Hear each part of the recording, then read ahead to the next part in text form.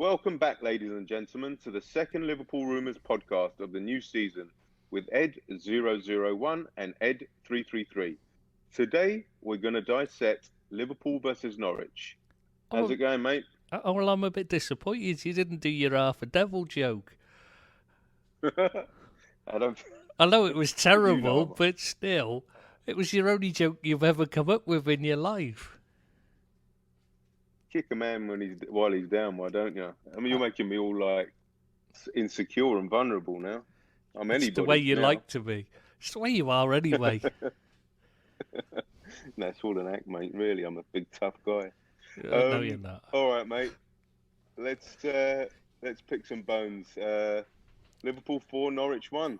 I suppose the only disappointment was we didn't score more goals after being 4-0 up after 30 minutes. Surely the disappointment is conceding one. Yeah, I think DVD went crazy, didn't he, when we conceded? Yeah, that was a disappointment. That was a disappointment, mate. You're right. The defence was Klopp a bit... said we were... Go on, sorry. Well, Klopp said we were tied in the last 20 minutes, so that could have something to do with it. Sorry, you were saying about the defence? Yeah, but it dropped off before then. It was because I was sitting there at about... Sitting. I never... You know what I'm like during the football. I can't sit still. Yeah, with your Liverpool cushion in your hand. Yeah, so I could hide behind it if need be. But yeah, so... Tough guy you are. I know. So, yeah, but anyway, yeah, so I'm there, and I was... Before 60 minutes, I was screaming at the TV saying, yeah, they're getting sloppy and they're dropping off and they're taking it easy and they're backing off them. So it was well before the 20 minutes to go. I think the problem was, though, we had, with the injury to Alisson, I think Klopp was a bit wary of making changes. You know, he wanted to keep one in hand just in case. Yeah, that leads me to my point about, I think when Klopp said we were a bit tired in the last 20 minutes or so, I felt that's probably why he didn't bring on some subs then, because, that answers that question. But, yeah, they were, I suppose when we dropped off, Norwich started to play a bit then, right? Yeah, exactly. Well, they could actually do something with the ball then. I mean, up till then, they'd been gone. Totally gone out of the game. We just dominated it until we dropped off. Yeah, the disappointment for me was, I think we should have. I mean, if that chance in the first minute or two of the second half, I think it was Bobby or was it Hendo? There was a chance where they hit the post and it hit the post again or something. I think if that had gone in, that would have been 5, and then the floodgates really would have opened. But listen, 4-1, opening game of the season, you can't really complain that much. No, that was let's good. talk about that Alisson injury, mate. What a body blow, hey? Thoughts? Yeah, it's gutting because he's been fantastic, so really didn't want that to happen. Of all the players to get injured, like, keeper's so important. Mate, honestly, it's so sad that the meaning of my life revolves around Alisson Becker's friggin' calf. That's how sad I am. I mean, I was in turmoil that night. I mean, it really is that bad. It's that. Honestly, it was. I couldn't sleep. I was on the internet trying to get updates on his calf or his Achilles tendon or whatever it was. People thought it was, but it's it is a calf. Yeah. Yeah, definitely. The only question is whether it's a tear or a strain. We still don't know because they haven't confirmed it. What he said was he heard a pop or a snap or something, sound like that. And he looked back to see if somebody had... yeah, which suggests a tear. Thrown something. Because that's what usually you hear, that sound, when when it tears, you hear that. But the club was saying it was suggesting a strain. Gotcha. I know what you're going to ask about him saying that, just a few weeks rather than being... given an exact date. Yeah, well, he also explained that if you carry on with the quote, or reading the quote or listening to the interview, he actually said straight afterwards, he said, the problem is he's been so injured so rarely, we don't know how he heals. So we don't know, we can't estimate how long he's going to be out for. you've got no data, because some players will take 6-7 weeks for an injury, and another player will take 2 weeks for the same injury. Depends on natural fitness and the makeup of their body. There's just no way of knowing. That makes sense, and also I think they're being vague as well, because they've given more definite return dates before, i.e. with the Gomez injury last season, and he took 3 times longer than he should than that the date they gave. So I think they might be in a bit vague on purpose. No, so that's around. Just he picked up a knock in training, Gomez. No, this was last season against Burnley. When Mead took him out. Yeah, and then he was out for 3. Oh, okay. He picked up an injury on his return, when he was coming back to fitness. And he had setbacks in the rehab and that. So normally you'd have, this is quite a common thing with injuries. That's why I don't like this modern, where people are obsessing over it, because you just can't tell. The most common problem when you're coming back from an injury is picking up another injury while you're trying to get fit. Happens almost every time. Right, okay then. Well, what do you think about Adrian as a deputy in the meantime? Well, personally, I like him as a backup. I wouldn't want him to be our number one when you've got, Alisson's like supreme. But as a backup, he's an excellent choice. There's not many better backups around in the league. Fair play. He doesn't give you kittens like Simon then, no? No, nobody does though, do they? Let's be honest. Even Jordan Pickford, well, maybe. Listen, I got talking about Simon. He spends a whole season on the bench, and the first game of the new season, the understudy keeper is playing straight away. I mean, that is wicked irony. I got my mate texted me something yesterday, and I want you to visualise this, right, Tristan? Simon Mignolet in the Bruges dressing room with head in his hands, wailing loudly, "Why did I leave? Why did I leave?" Then he lets his head slip through his hands.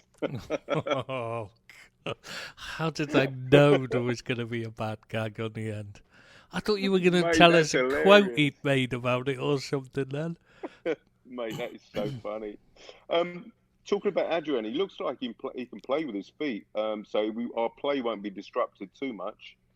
Yeah, he's always been known to be decent with his feet, so that's why I'm quite pleased with him. Yeah, he looks quite confident. He looks he come out for crosses, and yeah.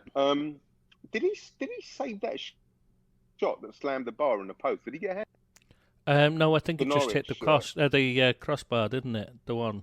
He did save something, right, but I don't think it was the one you're talking about. Gotcha. Andy Lonergan signed for a season. Has he signed now?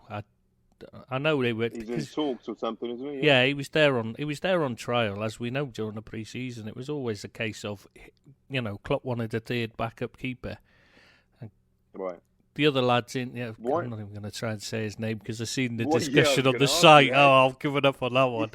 He's still got his wrist injuries keeping him out longer than expected. So. Right. Now, what would you prefer, the Lonergan or the Irish kid for number 3? Well, I'm not a fan of a third keeper. I don't see the point in it. I'd rather the kid got a chance. Gotcha. I just don't see the point in paying the wages of someone. I can understand if they're a coach. But why even bother bringing them in the playing contract then? Just give the kids a chance. It show, they must be good enough. Or why are you giving them why are you keeping them at the club? If they're not good enough, get rid of them and get some kids in that are good enough. Well, it's going to be. I think it will be when Alisson is fit. It's looking likely to be Alisson, Adrian, and Lonergan. So you're thinking the Irish kid should be number 3. Even though he's injured. Okay. Yeah, when he's back fit, like. He's meant to be some keeper, though. Again, I'm not going to try and... All right, try and pronounce his name. Because I can't keep saying the Irish. Isn't it Keenveen or something? Keller or something? I don't know. I'm not even going to try it. I'm not good at pronunciation at the best of time. You've heard my attempts. I'm terrible. Or English. Yeah, that's a fair point. I butcher the language on its own. Yeah, and this is Irish, so, you know. Moving swiftly on, mate.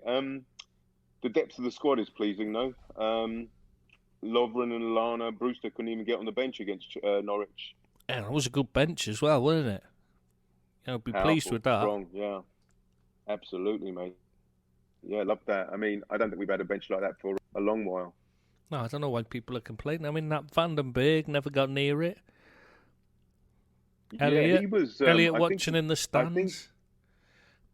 Yeah, it's funny. It's really how football has evolved that 16 and 17-year-olds are getting into the Liverpool first team. It's just astounding to me because I grew up watching football in the 70s and the 80s, and like the minimum age getting into the team was 26, 27. It astounds me. It really does. I seem to remember kids getting through all the time.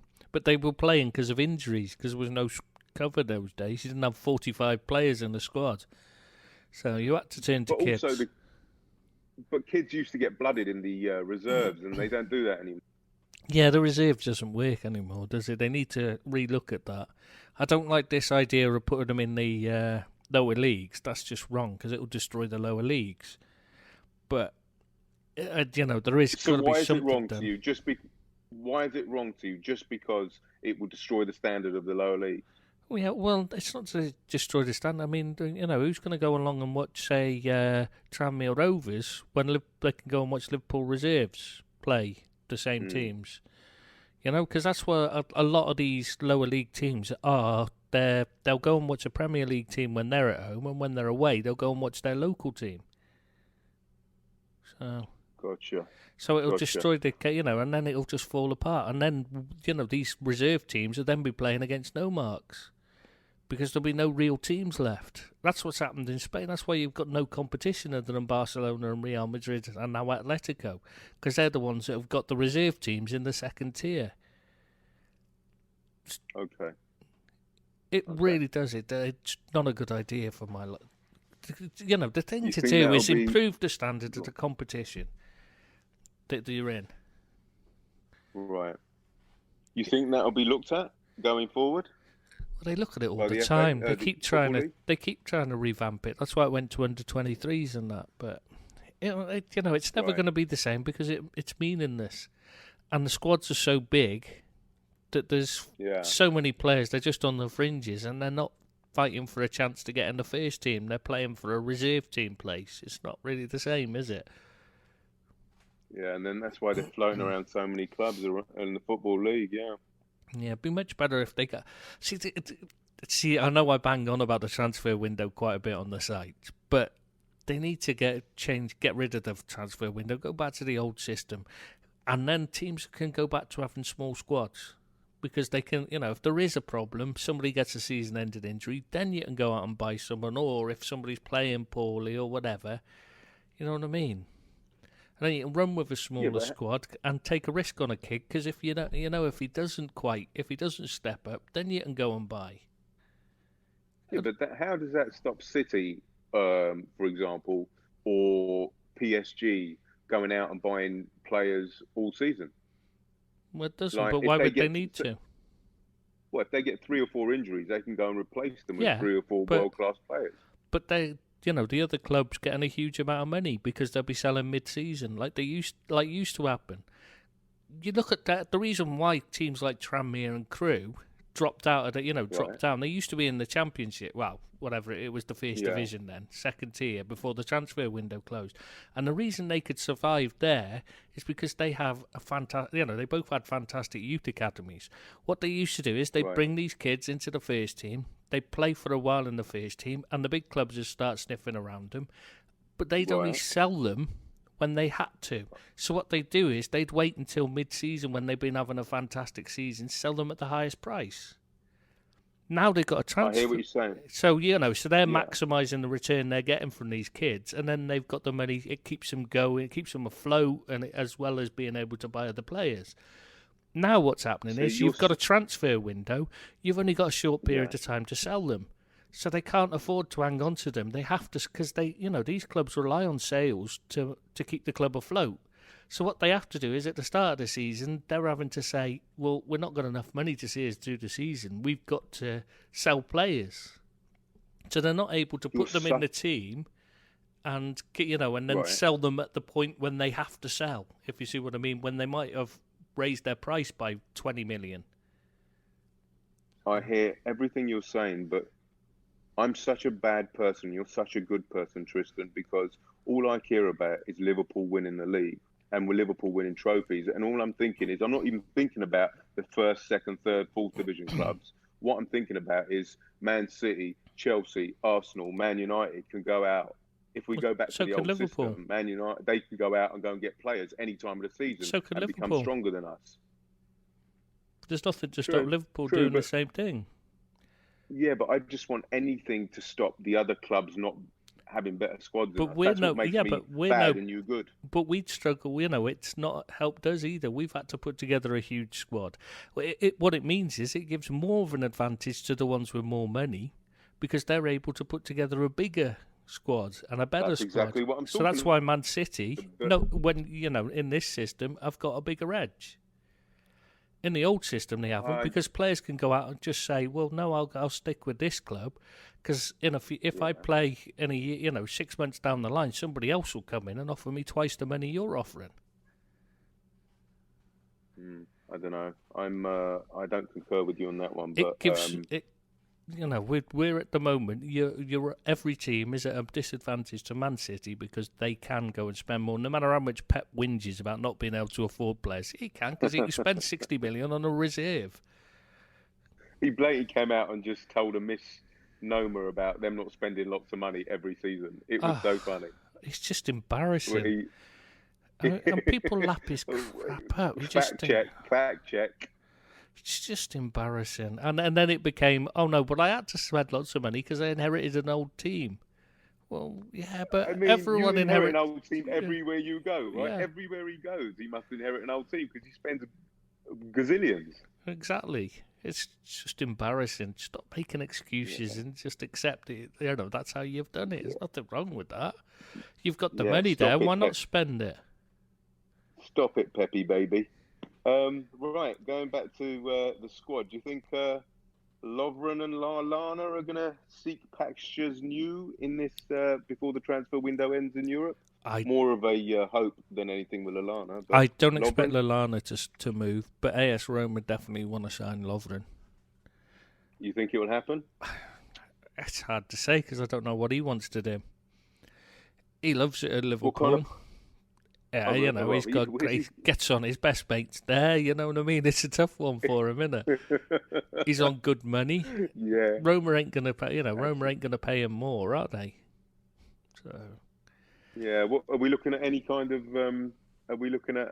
any kind of transfer fee? What kind of transfer it's are we a decent at? Fee. They're willing to pay.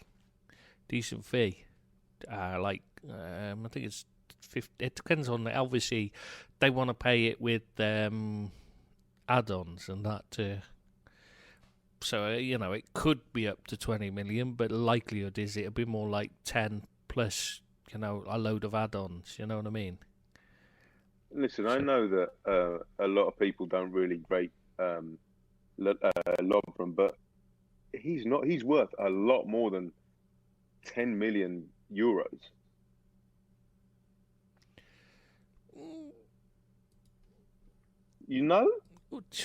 He's 30 years old. Suffered a lot of injuries. He's only a backup at the end of the day. Oh, that really does astound me. Talking about his best friend, go on. No, I was just going to say those injuries are the biggest key. You can't rely on him. So why would you want to pay more for a 30-year-old who's, he's with the injuries he's had, he's likely to only have a shorter career anyway. Fair enough. I just think that's I think that's astonishing that for somebody. I mean, on his day, he's a good centre back, and he's a bit of a wall in my opinion. And I think he gets a bad press. But fair enough. When you say that with the injuries and his age, I still think 10 million's a little. It's a bit. His contract's only got 1 year left, hasn't it? That's the kicker. Yes, that's the key. Then, if it's only got 1 year left, that's probably why. I think. Yeah, but it's a combination of things, isn't it? Yeah. See, when you explain it to me, I understand, Tristan. Yeah, but you need it explaining in simple words that a 5-year-old could understand. Not that I'm suggesting you've got the same mentality as a 5-year-old, because I'd never insult a 5-year-old like that. Not that you tell me every week of my life or anything. No, never would. I had to go out and get validation and everything from people, and I bought a dictionary and everything. And did any of them give you any validation? I bet they didn't. Nobody answered my call, Tristan. Yeah, I can understand that. I always think, that's why you had to put yours as a block number now, aren't you? Unknown caller. Yeah. Unknown caller. Any more outgoings? There's some loanies going in there. Herbie Kane's just gone, hasn't he? Or is going. I can't remember which. Right, Portsmouth, isn't it, or something? Yes, Pompey. That's it. I couldn't think who it was. What about Kent?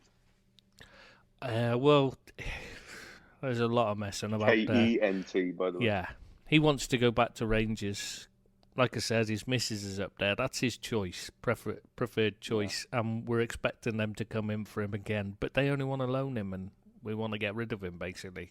Not get rid as in, but we want a permanent deal. So he's at that age where he needs to move. No future at Liverpool, then, no? No, he's not going to make the Liverpool first team, is he? Let's be honest. He struggled to make an impression early doors at Rangers, and it was only because he had a couple of good performances in the Old Firm matches that they actually won him, really. Yeah, they like him up there. How about Wilson? Is he a future first team player for Liverpool, or is he? Do you think he's gone? He doesn't do enough. When you watch him, he'll turn up for 5 minutes in a game. It'll look good on the highlight reels, and people will love him. But you need to turn up for the other 85 minutes as well to get in a Klopp team. Yeah. All right, mate. Let's talk about Norwich. They said what they were going to do and come and play football and attack. I think they'll cause problems this season. I was impressed with them, and especially with Jamal Lewis, who I think is a fantastic talent, and Buendia, the Argentinian. You've been practicing that all day and you still couldn't say it. I can say Kirby now. Well, that's something.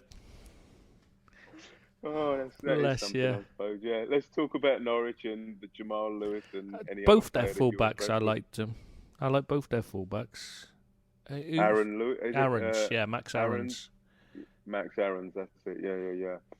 I don't think he played that well the other day, but I was very impressed with Jamal Lewis, and I'm sure that I heard a lot of good things about Aarons. A lot. I just felt sorry for Aarons because he's up against Origi was just too quick for him, and he was left on his own against him. And I know Ed001 doesn't rate Origi. He says he's clumsy, but a lot of it's deliberate. He puts the ball in a position. He deliberately he doesn't miscontrol it. He controls it a couple of inches further away than most people would, because he's got lightning fast feet. It's something he does. If you watch him, he puts it in a position where it tempts the defender in to make a challenge, because the moment the defender goes to make the challenge, he whips it away and he's gone, and it gives him just a split-second advantage. It's a trick I think it was Peter Beagley used to do all the time as well. I think it was him. One of the old wingers used to do it all the time. Put it a little bit further away than you think it should be, so that the defender looks at it and thinks, I can get this. He's miscontrolled that. That's a bit too far away from him. And then he goes to get in, and then because obviously he's going the wrong way then. So it's a little trick.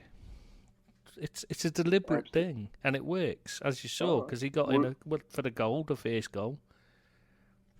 Well, we're going to talk about Origi in the player reviews. So, what was I going to say to you, mate? So, let's talk about Norwich. Going back to the point, what did you think about them? They're a good team, but they're going to struggle unless they get a defence. They're good going forwards, and they'll score goals. They'll always score goals. That Pukki impressed me. I heard a lot of Celtic fans saying he was terrible. So he doesn't look like a footballer, does he? But what does a footballer look like? But he doesn't look like your tattooed and gel. No, or even a Maldini type or anything like that. He just looks like a lad off the street, doesn't he? A good old-fashioned factory worker or something. Yeah. But yeah, I was impressed with him. Yeah, great movement. Times his runs really well. Where did he come from? Well, he's Finnish, but I can't remember who they bought him from. I know he'd played for Celtic in the past, and they thought he was terrible there. Got rid of him quickly. I think he only had a season, but he's obviously very much a confidence player. You could see that. The way he took his finish was excellent. But if he's on a bad run of form, you could easily see him fluffing that. He's got that look of a confidence player. Yeah, players mature at different rates, obviously. We're gonna talk about the goal later on in the player ratings because I've got something to say about that. So let's go on to the players' ratings, mate. Yeah. Okay. Oh, by the way, just go back. You think they'll stay up, Norwich? They're going to struggle with that defence. They're just going to concede too many goals. That Grant Hanley's just a tugboat, isn't he? Christ, he makes Maguire look like a whippet. Your buddy was man of the match the other day, yesterday, Maguire. I don't get that one either. He wasn't that good. He wasn't even the best centre back in their team, so I don't understand that one. But there you go. I think it just it fuels. It's good for the narrative. The £80 million English defender, and it's good for the narrative. Yes, all right, mate. Media bull, basically, is what you're saying, isn't it? Don't believe the hype. The Norwich manager. He looks like a pantomime villain. I was scared every time I saw him. I don't know about that. He scared me, but you're easily scared. Yeah. Yeah. All right. The player ratings, mate. I gave Beck. I'm doing them 1 to 10. A little bit different to how you do them because I'm old school. And it's easier, to be honest with you. You're just old. Old being the operative word. Yeah, exactly. Yeah. All right. So I gave Beck a 4 out of 10. One decent save from Stipperman, a dodgy pass, and then obviously the injury. Yeah, I can see that. Anything to add? Yeah, I can see that. Yeah. But I wouldn't have given him a 4 because obviously, I do the 5 is they had no impact. And I don't think he had no impact. Gotcha. So I think, that's... Gotcha. You've got to give him a 5 because he went off so early. Because he didn't really impact. He didn't produce... He did produce... I think he produced a couple of passes, didn't he, before? God, there was a dodgy one, I remember that. Yeah, he did one dodgy one, but he did produce a couple of good passes as well before he slipped and hurt himself. Fair enough. Okay, Adrian Camon, I gave him a 6. He did what he had to do. I honestly thought he could have come out and rushed onto Pukki to maybe give him a chance to save that goal. I think he could have rushed out. Possibly. My problem with that goal was more the defenders. There was three at fault for me, and it wasn't. It wouldn't have been Adrian I was looking at, but that's because I was looking further back rather than at the actual finish because I think it's too late to worry about it by then. The pass was a little bit telegraphed. I agree with you. I think the defence could have coped with it. Gomez was caught quite a few times, I thought. He was a bit ropey. Right. Yeah, well, we're going to go on and talk about him, mate. Let's start with Trent Alexander-Arnold. I thought he was, again, offensively, he was good, really good. He got exposed defensively a few times on the blind side. He... listen to this. He provided an assist on Friday night against Norwich and in the process became the first Premier League player since Mesut Ozil in 2015 to do so in 5 consecutive games. He's also one of just 8 players to post that sort of run in Premier League history. I had to write. I read that out, obviously. But I'm just amazed you can read. I mean, I've been taking lessons from an English teacher. Who cares if he can't defend, hey? Who cares if he can't defend? What a player. That's the thing with him. You know what you're getting. He's not the best defender. He can improve on that, yes, but it's going forward. He's sensational. It makes up for it, really, doesn't it? But I would like him to improve defensively, be a bit more aware. Yeah, but when he does improve defensively, how frightening will he become? Oh, I mean, can you name a better right back in the game at the moment? No. I mean, he's only 20. It really is frightening to think if he gets some defensive nous, some defensive savvy, he'll be up there with Zanetti, Lizarazu, Thuram, Carlos, Lam, Rob Jones. You know that bracket of wingback? Yeah, Rob Jones. Yeah, exactly. Yeah. Paul Konchesky. Who? Exactly. You mean Konchesky? Because he was a left back. Yeah. Same difference. Wait, so you've ruined it. You've ruined it. You've got it all wrong. You ruined it. I can't believe you do that.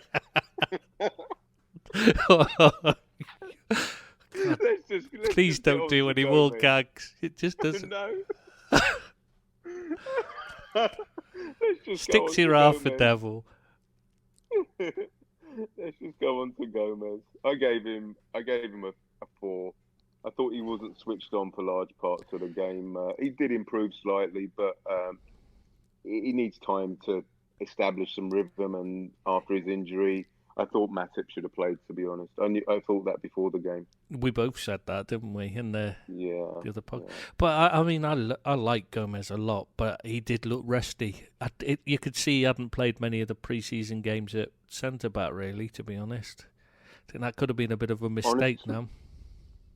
In my humble opinion, with the understanding DVD and Gomez had last season, I think that there wasn't a better partnership in Europe, a centre-back partnership. I thought it had everything, all the components. Do you know what they said on the TV here? And I nearly cracked up laughing. They were doing the pre-match build-up, and Matt Critchley is doing it. God, the guy's just a divvy. I don't know why they use him. He hasn't got a clue. But he says... Is he a journalist or he's meant to be. He works for Liverpool TV as well at times, and you just think, why do you use him? He's just cack. But anyway... Just a bit of background. Let the people, let everybody know that you live in Dubai and you get BN Sports. Yeah, BN Sports it was. Coverage, yeah, unfortunately, I have to put up with Richard Keys and Andy Gray, but, yeah, well, can't have everybody, but at least I can watch all the matches. Anyway, so, yeah, Matt Critchley's on there in the pre-match build-up. And they, to be fair, their pre-match stuff is quite good because you get to, they show a lot of the warm-up and that on their TV. They show a lot of that. But they went to this Matt Critchley, and he's talking about Gomez being picked, saying it was a surprise.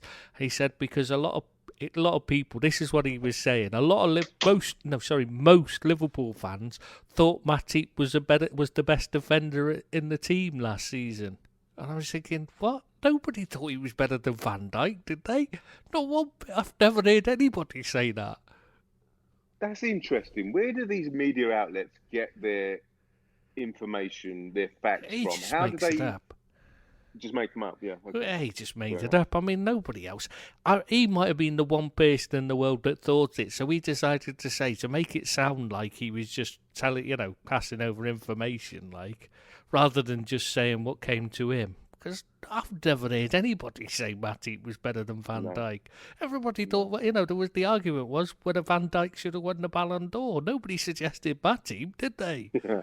I mean, But, let's be honest here. There's a lot of ex-players in the media that are paid good money, and they talk a load of bunkum. They talk a load of rubbish, and it's embarrassing sometimes to think that you get paid for your views to be articulate and eloquent about and knowledgeable about football, and you haven't got a clue. Well, the one they had on here was Gianfranco Zola. And he said Gianfranco Gola because we got a poster on the Chelsea site who uses that name. But yeah, I mean, Gianfranco Zola, lovely guy. But they're asking him questions that he's expected to answer, to say, pick one person or another as better and things like that. And the guy's just so nice. He's too diplomatic, and so he just ends up not actually giving an answer. And you're thinking, this is just pointless. He's such a nice guy, and you think he's there fumbling around trying not to offend anyone. You're thinking it's just cruel to put him on the spot with questions like that. So you get Richard Keys and Andy Gray every don't remind me. Every week, right? Yeah. Cool. No, it's not. It's not cool at all. Though, to be fair, Andy Gray is actually a very good pundit, I have to say, in the main. There's a lot of stuff about him, he's a dick. But as a pundit, he's not actually that bad. It's good watching him squirm when Liverpool win as well, because he hates it. I like Andy Gray, as you say, as a pundit, but I like to watch Richard Keys because he's such a tool. Oh, I hate watching him. I just wish someone would gag him or shoot him or something, you know. Or shave his hands. God. Just makes me want to vomit. Mate, we out here we get Robbie Earl, Robbie Mustoe, and so it's a bit like two Richard Keys then. Oh, it's worse. It's painful. But Steve Rebecca Nichols, Lowe another one you get, don't you, as well? Oh yes, ESPN. He's embarrassing. We get Robbie Mustoe, Robbie Earl, Arlo White is very good, and but the other two is Graham Lasso and Lee Dixon. I have zero time for. I don't understand. It's embarrassing, some of the stuff they came up with. Lee Dixon's okay, but Graham Lasso, I just don't get the thinking man's footballer because he read a paper. He didn't read, because he didn't read a tabloid, so he must be intelligent. No, he's just up his own arse. That's all it is. Steve Nichol, I remember he came to an event my uncle was doing. Right, it was when he set a world record for non-stop joke telling. The background is the background is your uncle is a stand-up comedian on the circuit. And a comedy writer and that, and an agent now. But anyway, so he's doing this. This was many, many years ago. I was still I would have only been a kid as well, and he was doing it in Liverpool, obviously, and Liverpool FC sent along a representative, and it was Steve Nichol who came along with these Carlsberg reps. Great stuff. You'd think it was great, but he came along monosyllabic.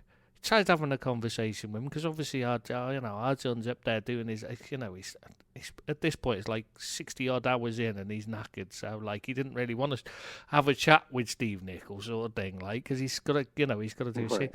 So I was kind of detailed to talk to him, which obviously great for me. Love Steve Nichol, my favourite player, at the time, loved him. So I'm trying to have a conversation with him. And all he's doing is decking down pints as fast as he could, and the Carlsberg reps are just dragging him out of there, and that was it. It's the most. And you tried to talk football to him, he just grunted. It's like he didn't have a. I managed to stop myself swearing. Yeah, well done, Tristan. Language, Tristan. I don't want to be getting me knuckles wrapped again. So these Carlsberg reps just dragged him out. These two women just dragged him out again because they were obviously he's getting a bit too drunk, because he was just literally not. I mean, there's no he mustn't have had any tonsils or any back of his throat because he just leant back, head back, and poured the pint in. And I was glug. And I was just watching, thinking, oh my God, he's going to be playing football later. How the hell can he even run? He was playing the same day. No, you know what I mean. He's going to be training. Yeah, I mean, the same week. Yeah, exactly. Yeah. He talks absolute bollocks on ESPN. He's not very bright. You could, when you talk to someone, you think this guy's not all there. He's not the full ticket. I actually met a guy who went to school with him a few years later. Another Scottish guy.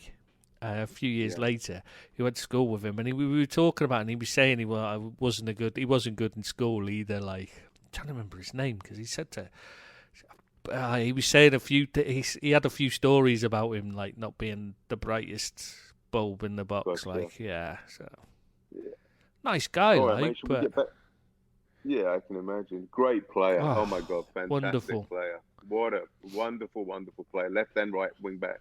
Anywhere. He was great. Midfield, he played midfield brilliantly as well. Absolutely did, yeah, I remember that, yeah. He was the only player to score 2 goals against Crystal Palace in that 9-0 as well. He scored the first and the last. 8 players scored, but he was the only one scored. He scored the first and the last. And then we lost the cup final to them that season. Yeah. Beat them twice in the league and then lost in the cup. No, it was semi, wasn't it? Semi it was. They went on to the final and faced, wasn't it, Man United? And that was when Ian Wright came to prominence. They brought him on as sub, didn't they? That's right. Yes. You are right. I'm never going to say that again, but should we get back to the players' You said that last week as well. This is good, this. It's a habit that's forming, Tristan. Well, you can't help it. It's true. I just tend to be right, you know. Mate, let's get back to the players' ratings. Virgil van Dijk, I gave him a 7 simply because I think he's head and shoulders above everybody else, and apart from Robbo, I suppose. But he held the defence together. Did you not think he was caught a couple of times as well? I saw once, but I'm just such a fanboy. I wouldn't have given him a low score because I thought his passing was some of his long balls out of defence were fantastic to the right wing. You know, those crossfield passes. Some of them were brilliant. Yeah, those raking passes. Yeah. And he could spot it from there. Like, I mean, there's not many centre backs that can spot them and defend. I mean, I got to admit, and I was sceptical about him when he came, but oh my God, he is so crucial to us now. I did say all along, physically and technically, he's the best I've ever seen. Physically and technically. Seriously, that good? Yeah, I said it before that he's the perfect specimen, as in physically and technically. There's nobody stronger, there's nobody quicker, there's nobody who's better in the air, etc. He's great on the ball and all that. The problem's always been with his mentality. That's the only thing he's ever had a problem with. He strolls through games so easily that sometimes he just falls asleep. And he just seems to have cured that problem since he's joined us. So we're quids in, basically. Yeah, him getting injured is unthinkable. Oh, don't say that. Christ, that's what we don't need. Yeah. And then we will have, with Lovren gone, we will have a Vandenberg and Matip defence or a Gomez defence. So it'll be Matip Gomez, wouldn't it? Yeah, exactly. But it would be we need to wrap him up in cotton wool. And we still got Fabinho as well to drop in. Oh, I forgot about that. Yeah, he played really well there last season when he... be ashamed to lose him from the defence, though. Midfield. Midfield, yeah. Well, we're going to come to him in a minute. All right, mate. Robbo, thought he played very well. Oh, yeah, I was really impressed with him today. I thought he looked really lively in that. He was much more considered. Offensively. Yeah, he wasn't subdued so much as he picked his time. He's picked his runs much better than usually he just goes, and you just think, hang on. Sometimes, he would just chase around like a headless chicken rather than thinking, sometimes maybe I should just drop off a bit. But this time he was much more considered, and he pressed at the right times. He was empowering Origi as well, which I thought was good to see. And I liked the fact Origi. I like the fact that when Origi did drop off, which was one of the, didn't press so well, didn't work so hard, he wasn't afraid to give him a bollocking. Because he did, it was partly Origi at fault on the goal. Because Origi fell asleep. That was the other one that I was saying about the... And he gave him a bollocking, you know what I mean? He could have just said nothing, but he didn't. He gave him a bollocking. I was quite impressed with that. He told him, and he got him. And Origi picked it up after that once he realised. For me, that is testament to how this squad is growing emotionally and psychologically together, that they're not adverse to giving each other bollockings on the pitch, and nobody's going to get all sensitive and offended. Ricky didn't get sulky or nothing. He just, my fault. Hold my hands up. I should have done that, and made a point of doing it better next time, So that's what you want to see. I love to see that because that that just bodes well for now and the future. Yeah, they're looking to improve. Because yes, of course, and then they're growing organically, and it makes Klopp's job a lot easier as well, because they're managing themselves on the pitch rather than looking to the sidelines for guidance. Well, that's one of the things that he works on, which is why I like Klopp so much, because he doesn't like Pep. The players have to do exactly as he tells them, and he's constantly moving them around with his hands and telling them what to do. So they're not able to, when things do go wrong, it just goes wrong. You know what I mean? And the players don't know how to react. They don't know how to organise themselves. They're waiting for him to tell them.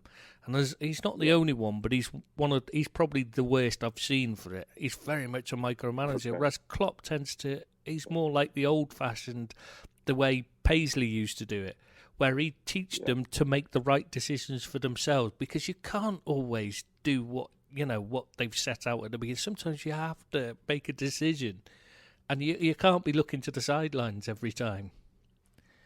Because Klopp, you see that he's like, trust yourselves, you got this, you've got the talent, just do it. Yeah, I mean, most of his input from the sidelines is shouting at them to, just press high, harder, or, pick up the pace, whatever. It's not like he's not constantly instructing them to, like, move 3 inches to the left, move 3 inches to the right, like Pep is. Yeah. It's less technical. Yeah, than Pep. Yeah, much less. All right, Fab. I saw in some media outlets that, and this is contrary to that Fab didn't play that well. I thought he was Fab. Seriously? I really did think he played. I thought he played. Yeah, no, not you. I mean, No. Yeah, I agree with you. I did see some people. Yeah, there's some media outlets that said he wasn't that great, and I thought he was amazing. I really did. I think constantly doing that dirty work with finesse. How many times did he just nick the ball away? I mean, okay, sometimes he did manage to get it away, and one of our players pick it up. But he was constantly nicking the ball away from an opponent, just getting it in, and it's so clean as well. 99% of his tackles are brilliant. I don't understand. I don't understand how anyone cannot see it. Settle. Yeah, exactly. Him and Hendo weren't letting them settle. So I really do. Oh, I'm so glad we've got him, and I'm so euphoric about this team. I'm gushing. It's just, again, like I said to you, I'm 46, and these 46, my ass, and the rest. I grew up with. I sound younger, right? No, older. I grew up with the team of, under Paisley. You grew up with the Beatles? No.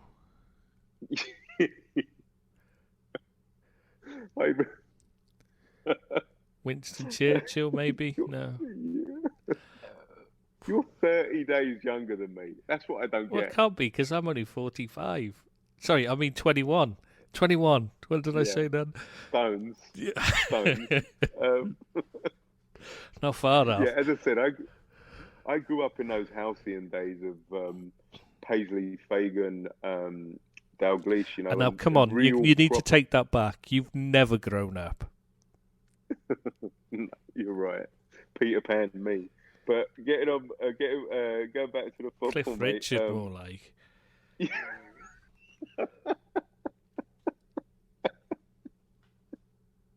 Let's all go on a summer holiday. Oh, God, don't sing, for God's sake.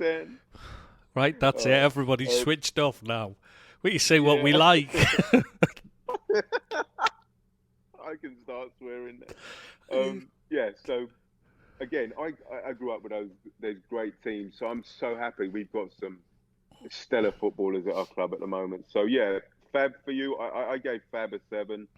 I would have given him more, personally. I think he was a huge part of it. He was really, I mean, especially when we press high, he helps us dominate the ball so much better than anyone else. I remember when he came to the football club, and you telling me that it's 45 million or whatever is a steal for him, and I still remember that conversation. He is an absolute. Again, one of the heartbeats of the team. Oh, he's fantastic. And I love the guy. I mean, for me, it's always him and two others. Yeah. All right. I'll agree on that. Mr. Henderson. I think the leash is off. You can see the difference in his play, the tenacity, the guile. What an astute performance. He's really coming of age as a player and a captain now. And it's great to see. I gave him a 7 as well. The only thing he needs to add is goals. If he could just score goals, it'd be fantastic. It's just that problem of getting it. You know, when he gets in, he doesn't even have the confidence. You can see he just expects to miss it most of the time now. Yeah, but he's had some real. He's been unlucky in front of goal. That side foot shot he had, it was just a few inches. You know, it was just it didn't sit properly for him. It was just a few inches. I'm really not. That it doesn't bother me because he's doing everything else so well.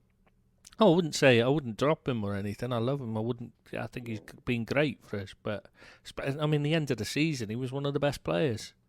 It was good because when Milner was having, going through problems at first, it really unbalanced the side for a while. But then Klopp unleashed Henderson, and it just gave us fresh impetus. And he looks like he's carried it on into this season. Yeah, you like him as captain? Oh, definitely, 100%. He would have been my first choice out of that squad. You know, if nobody had the captaincy, I'd give it to him without a doubt. Because he is a leader. Why? He's a proper leader. You know what I mean? People see this is an argument going on the Man United side. People keep saying Maguire's a leader. Maguire isn't a leader. He doesn't do anything to lead. He doesn't organise anything. He doesn't do anything to lead. He might shout at someone who passes him the ball wrong, but he doesn't organise things. He doesn't step in for his teammates. He doesn't do anything that a leader should. Whereas Henderson, he jumps in. He gets involved when there's problems. He's constantly in the ear of the referee. You know what I mean? He doesn't let decisions lie. He's there. He defends his teammates. He jumps in. He's organising things. If players aren't stepping up, aren't performing well, he's on their case. Or if they need it, he'll gee them up. If they need a bollocking, he'll give them a bollocking. You know what I mean? He's not afraid of upsetting someone, as we've seen with Pep. In the Community Shield. And he said, Charity Shield, showing me age there, haven't I? You just said it for me. So, a complete player, really. Well, he doesn't score goals. So now, if we could get that, he would be. I mean, his passing range at times is fantastic. And he makes great runs. Look at the goal Origi scored from the Trent cross. In large part, that was down to his work. He made the run that created the space for, and then played the ball off. He, got the ball to him, ahead of him, so he could run onto it. It was a good pass onto him from Wijnaldum. But then he played the right ball at the right time for Salah, and then took the centre back away by making his run, which gave Salah Salah could then play. When Salah played it back, to Trent, and he crossed it in, it meant we had an overload because he'd taken one of the centre backs away. Oh, fantastic! But even so, if there's one of the big centre backs there, you expect them to make it difficult for Origi, but they were caught out because of that. Oh, it takes more when you see at Liverpool. The thing I like about them is that they're a team. Everything is done as a team. You don't need Philip Coutinho to pop up and beat 7 players and play a pass in.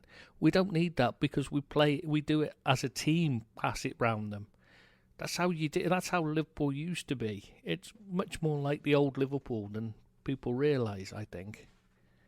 You can see that a lot of technical work is done on the training pitch, which comes out onto the football pitch on a Saturday or a Wednesday evening.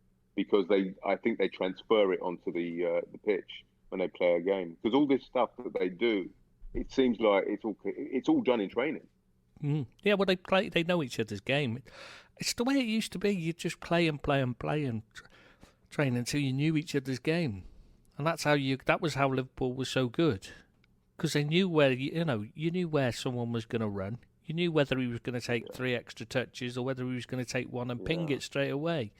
Players know. So it's like when Trent got that ball, Origi could have been caught on his heels thinking he's going to take 5 touches and then he'll play it in. But he didn't. He knew what Trent was going to do. He knew Trent's going to ping that. Yeah. He's going to knock it he's going to knock it forward and ping it. He knew that. Right. He knew that was coming in so he could make the run. Right. Gini Wijnaldum, I gave him a 6 out of 10 because although it wasn't the complete Gini performance, he did keep things moving and motoring, but he was a little bit subdued. He breaks up play well and that, but yeah, he does seem to have been he seems to be overshadowed by the rest. But, at times he's brilliant and he does play his part, but I just think he's just getting overshadowed. I mean, Henderson's driving forward and he's sort of, but I mean, even in that goal, if you watch it, his part, he played a part in it because he played the ball to Henderson, right ball, because he knew he could play it in front of him so Henderson could run onto it and create space. Then he made a run forward and he got into the box, but instead of just standing there like some players would do, he's then dropped off, which, because one of their centre-backs was marking him, the other centre-back was marking him. One had gone out with Henderson, the other one's marking him. He's dropping off away from the play, and you see, it gives, he then had to come back again to try and get to the header with Origi, and he can't do it because he's taken a step the wrong way. Yeah, this is all evidence about you saying that they all know each other's game, etc. Yeah. But you say overshadowed as well. I mean, it's been one game in the season, and exactly. We got to remember last season he was fabulous. And he was. I don't think he was. I don't think he was bad. I think he was as good as the rest of them. He just didn't do as much obvious stuff. Like I said, he's doing that little run, but then by the time he's then backing off when the goal's scored, so you don't see what he's done. You miss his contribution because if you're following the ball, you're seeing it played out to the right. He's in the middle, so you're not watching what he's doing, but like he's contributing just as much as anyone else, I think. Is there a better set of midfield, a squad of midfielders in Europe? I mean, Fabinho, Henderson, Gini, Ox, Wijnaldum, Milner. I mean, Keita. That is a formidable set of midfielders, and the depth is amazing. I mean, if somebody gets injured or isn't playing so well, somebody else drops in, and they just are a unit. They are. It's great to see. And yet, people on the site were saying our midfield's the weakest link. They're just tireless. They just throttle you. They suffocate you into a mistake. Not necessarily by the gegenpress or the high press, but I think by just the tireless work rate. They just work hard for each other. And they're constantly There's no drop-off in tenacity. Yeah, and they're constantly cutting off passing angles and lanes, making etc. run. Yeah, exactly. So, it is hard work playing against the Liverpool team. Especially that midfield, yeah. So, all right, mate. Mo Salah, I gave him an 8 because he just basically left off from last season. He just picked up where he left off last season, scored a beautiful goal, and he was a complete menace throughout. And he's constantly double marked still, and yet he manages to score. Even so, you can't really argue with that. Mate, he's got 77 goals in 2 seasons at Liverpool. And look at the sitters he's missed as well, right? And like as you're saying, he's constantly double or triple marked in every single game. It's a beautiful thing. I mean, let me just go back to last week when we were speaking about him. Since we spoke about him, he's just donated £3 million, or is it €3 million, to a cancer hospital in Egypt. Beautiful stuff, and there was a story about the kid running into the lamppost. Yeah. But it's not funny, but the funniest thing about we've all done that story was, some point. But you do it when you're running after me. But no, I definitely don't. Why would I run after you? You've never run a day in your life. Look who's talking. Listen, mate, the funniest thing about that story was they didn't even clean the kid up. They took a picture of him with Salah. Yeah, bless. I don't think he cared, to be honest, though, would you? Let's be honest. Mate, when I saw that, when I read that story, I was cracking up. That was such a... Well, good on Salah to do that, yeah. But because he didn't need to. I mean, he could have just gone home and said, "Oh, I didn't see anything." What do you mean? Exactly. The guy's got a conscience. But donating £3 million to charity is, it really is a wonderful thing to see. And he's a real humanitarian. You know what people will be saying? The media will say, though, "Oh, we can afford it anyway. And it's just publicity." But no, because he's not seeking publicity for those things. He does it because he thinks it's the right thing to do. His old village is basically built by him, isn't it now? All been rebuilt and improved because of his money. He's pumped in millions to it. It seems like a great place to live. I might go and stay there. Talking about his village, did you hear about that story about the burglar at his parents' house? So this is how the story goes. His parents' house got burgled in Egypt. And he found out about it, and instead of reporting the kid to the police who burgled his parents' house, he gave him a job. He got him a job. Oh yes, I did hear that one. Yes, I was trying to think because I hear some. You got to remember, I've got a lot of Egyptian friends here, so I get thousands. I mean, literally a day. I don't know where they get them all from. You're thinking there can't be this much about the man, but they just find thousands of stories a day, and you start getting it's like overload after a while. They all get mixed up. Yeah, I did hear that. That was a while ago, wasn't it? Yeah. But it's like the guy's a deity in Egypt. I would not want to be talking ill of Salah in Egypt, I'll tell you that much.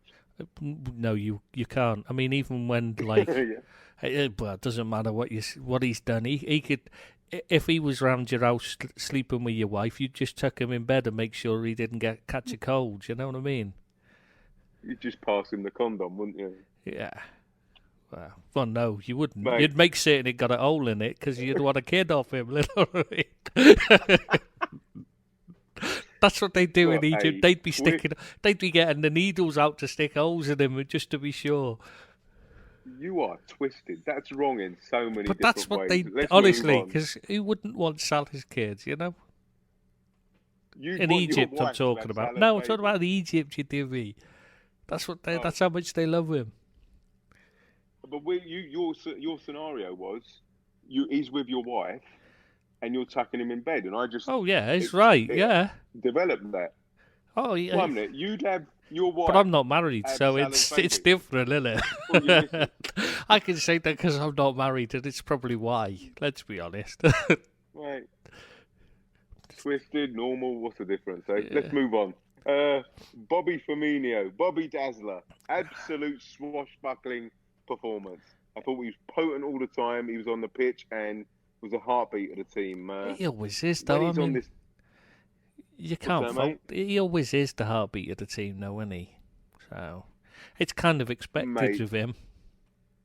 He's a friggin' virtuoso, this guy. I love him so much.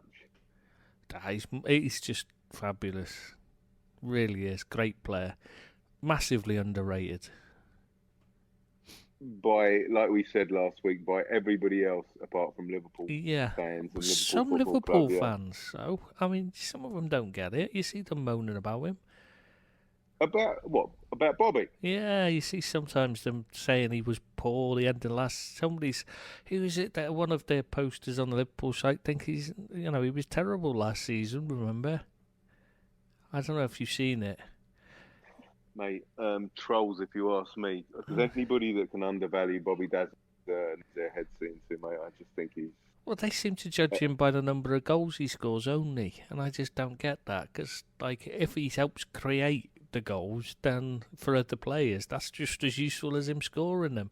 You just ask France about their strikers. Never scored a goal in 2 World Cups, did they? Scored like 2 goals in 2 World Cups that they won. Something ridiculous like that, isn't it?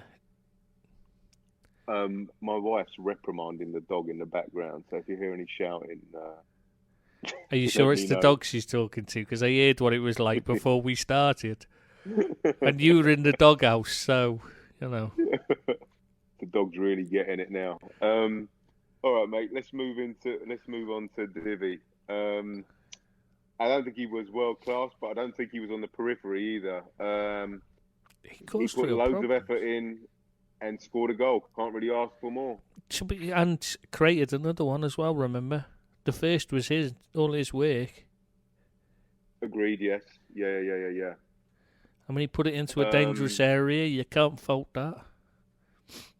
And he scored a goal. And the guy is, again, I think he's massively underrated. I mean, we can't have X amount of world-class people sitting on the bench. And he comes in, does a job like he's been asked to, and when Mane gets back, when Mane comes back, he'll be okay with it. So you can't ask for more. Do you think if he was English, they wouldn't be raving about him?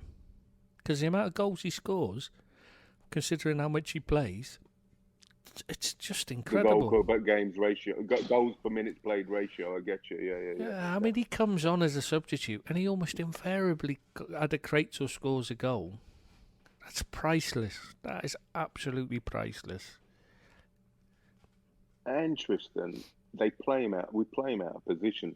His natural position is up front, and we play him on the left, and he still does the business.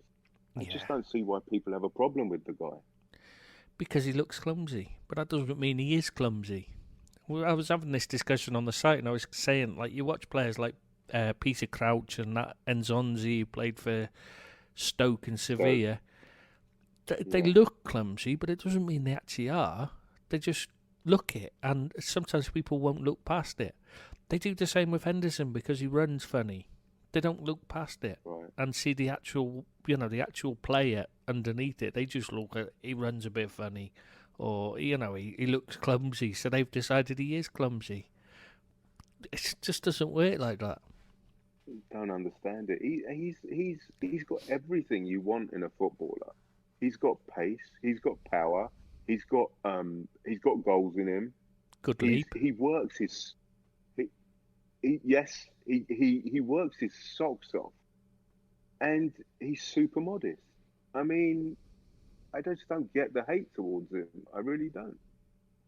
No, if he had a Brazilian name, maybe people love him. I don't know, because they still don't They still don't like. A lot of them don't like Firmino. So who knows?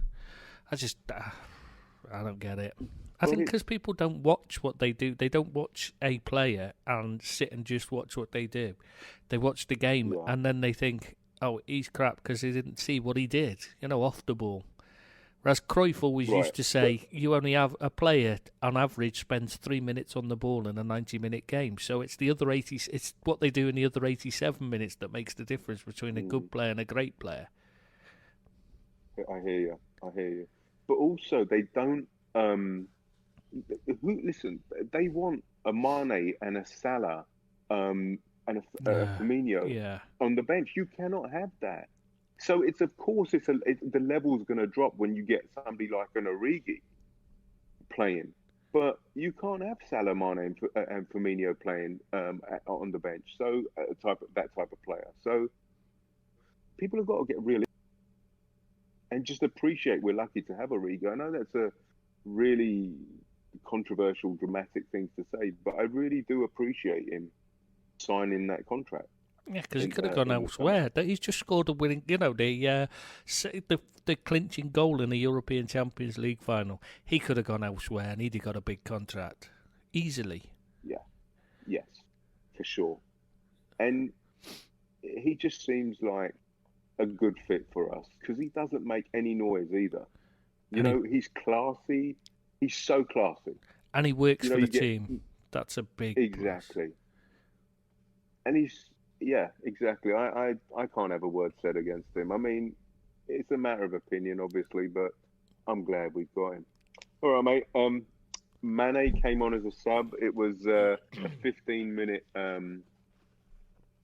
I think it was a 15-minute cameo of sheer delight. 4 days training after the AFCON, and he played like he was fresh as a daisy.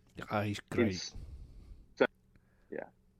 You just can't say enough, can you? He's just a wonderful player. And you got to feel sorry for any defence having to face him and Salah. How do you cope? I mean, that's two. You need two players at least to mark each of them. Where's so that's so that's 4 defenders. Where do you find the rest from? Mate, just insane commitment to the cause, and what an outrageous talent. And it just beggars belief that he had 4 days off, 4 days training, and he does that to Norwich. And I know he came on with tired legs, but still. Yeah, he was only building a bloody school in Africa a few days ago. Yeah, exactly. Sensational player. But it's just the look at him, the confidence he oozes. It's like standard. The way he just breezes past players like he's expected to do that. It's almost John Barnes-like at times, and I can't give higher praise than that because John Barnes is the best I've seen in the flesh. Like, yeah, he was on. You remember when, I don't know if you had it on your broadcast, but when the subs were coming on, John Barnes was so close, sitting next to the bench. It was so lovely to see him. Yeah. Yeah, you saw that as well, right? Yeah. It was, it's a great throwback. Did you get much footage of like Alan Hansen chatting with Delia Smith? Delia Smith, and she's taunting him when Norwich scored. I thought that was but the thing is, Hansen, you could see, typical Hansen, he got a narc on because he hated, not because she's taunting him, that doesn't bother him in the slightest, but he hated the fact that we'd conceded because he's like me. It's all about defend, don't concede anything. Get a clean sheet is the key. And he that really bothered me when we conceded, and you could see it on his face. He wanted to have a laugh with her because obviously he's not got a problem with her. It was the fact that we conceded, it bugged him. You could see it. Cool, he's aged, isn't he, Hansen? Aye, yeah, I thought that.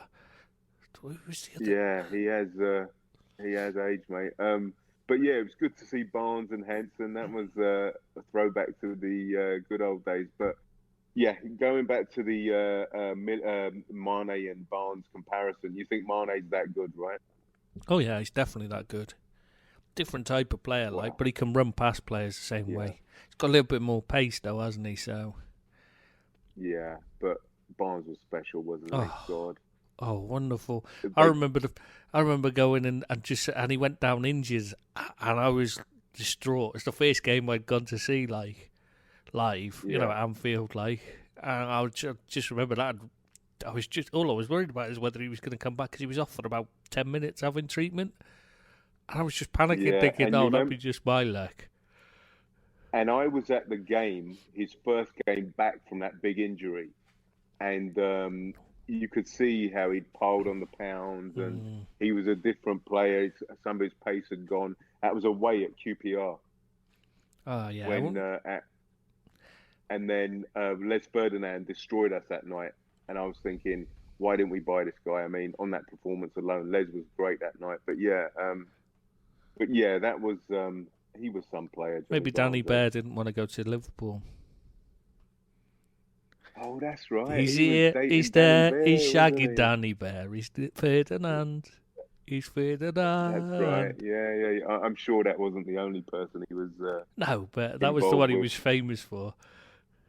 Yeah. I wonder where she is now. Do you know what? I don't know. I was trying to think who she was in the first place. What was she do? I can't remember. She was a presenter, wasn't she? Yes, she was. Yeah. Okay.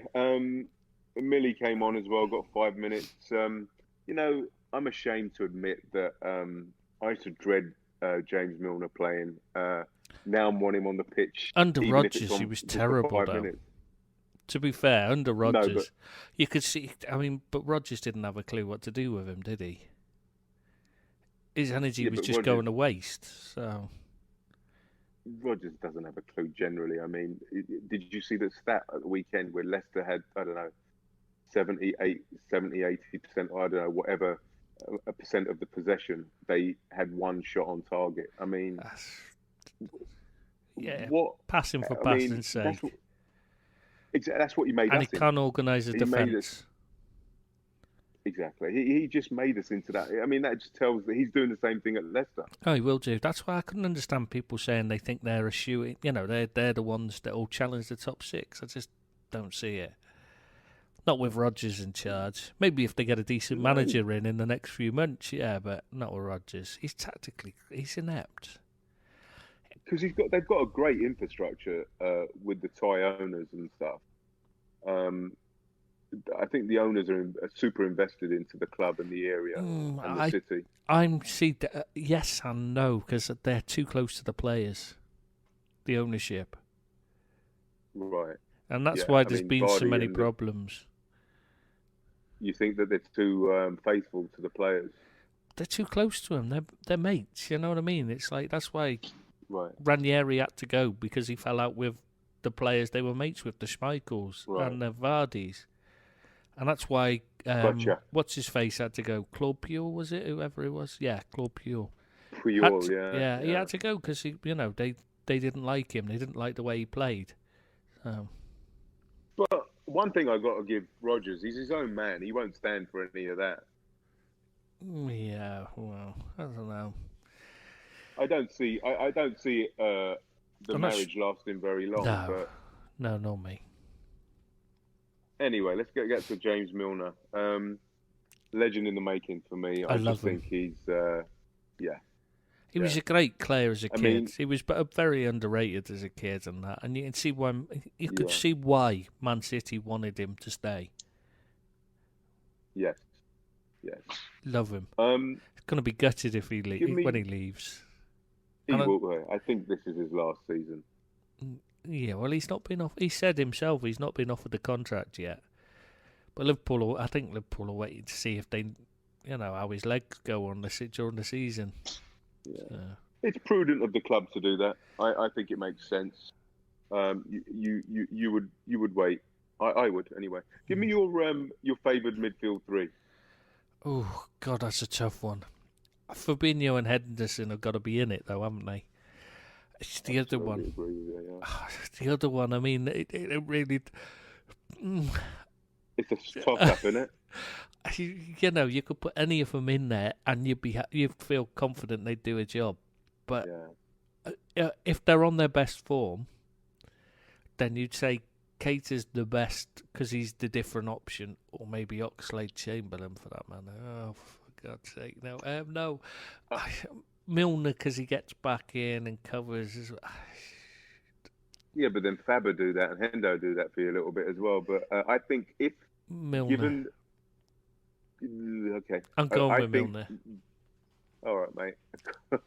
I think Keita on the Bundesliga form would get in for me because he scores goals as well. Yeah, but Milner creates them.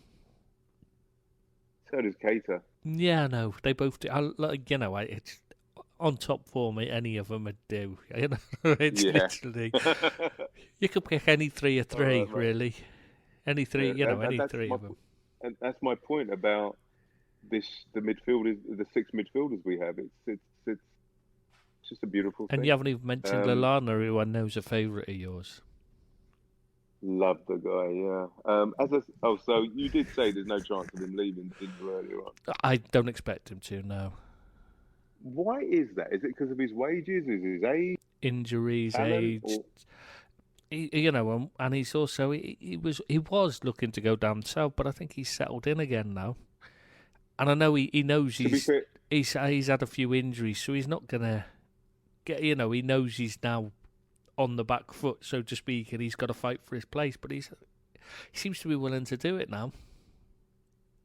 I was going to say that the caveat was in pre-season he looked really fit and he looked really rearing to go. So fair play to the guy. I mean, if he can just I don't know, stop taking all those touches and doing the pirouettes, I think he did have a short period where he was the best player on the pitch every time for us. So under Klopp, was he the only person on the pitch? No, under Klopp, he had that short period where he did cut back on his. And then he got injured, and he's never, obviously that's been the problem. And that's his problem. Why there's very little interest, because he's had such a bad run of injuries. He needs to get his head down and just stay fit, and he'll be fine. Is it his last year, or is his year before his contract? How long has he got left on his contract? I can't remember now. I think he's on his last year, but I'm not 100% on that. I'd need to check, and I don't want to check because obviously we're doing this over the internet, and whenever I open a page, it makes the connection drop a bit. So I hear you, mate. Let's. I think it's a good point. Good time to move on to the Super Cup that we're going to be playing on Wednesday. Thoughts? Are you as excited as I am? You can sense by my voice, eh? Do you know the only thing that excites me about it is that it's in Istanbul and the great memories, and hopefully, the build-up will be full of the Miracle of Istanbul stuff from 2005. But apart from that, it's just another friendly, really. Should be pre-season. For me, it's like the positives are Adrian gets a game in goal. The fitness levels are going to be that much higher now after a game. Yeah, but the travelling. Yeah, I mean, for me, honestly, I agree. Risk of injuries. The negatives far outweigh the positives. But I take it. We won the European Cup, and we're playing it because of that. Yeah, exactly. You're not you don't complain about getting into it. It's a pain in the ass because of where they put it. It should be pre-season. It should be a friendly like that. The final friendly before the season launches, and then it'll be a big thing. It's just a pain in where it comes now. It's midweek as well, so midweek. Yeah. So you got players travelling long distance and risking injury on tiredness. It's just not ideal for us as the way it goes, but if we win it, we won't be complaining, will we? Still be celebrating. In fact, I might even consider it a proper trophy if we win it. Like I did in 2001. I always consider it was a proper trophy then. I never got. You get your full kit on then? Oh, I never got that when they said that we won 5. See, I was always a bit embarrassed by that one. Under Houllier, because that was kind of grasping at straws for me. Listen, I was at that time. I'd take any trophy I could get. Exactly. That's what it was, wasn't it? Now it seems like, well, no, let's just get the league one. Hopefully, fingers crossed. You know what I mean? But fingers crossed, mate. But I wouldn't say no to number 7 either. Oh yeah, or an FA Cup or League Cup as well. We used to win that all the time. We haven't won the FA Cup for a long time, Or the League Cup. We haven't won the FA Cup for ages. Yeah, I want to win everything personally, but there you go. I get greedy now, mister. Miss Stephanie Frappart will be officiating the ref, Super Cup final. Yeah, it's a first major men's European game for a female ref. Doesn't really. I just don't see that it matters whether she's male or female. As long as she does a good job, that's all I care about.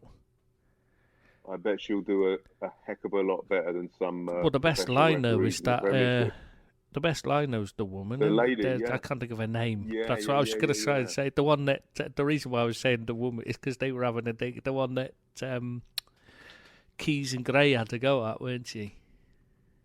Oh, was that the one? That was her, yes. They lost their job over? Yes, that was, one of the things they lost their job over. There was also a few comments about other staff members at Sky Sports, wasn't there?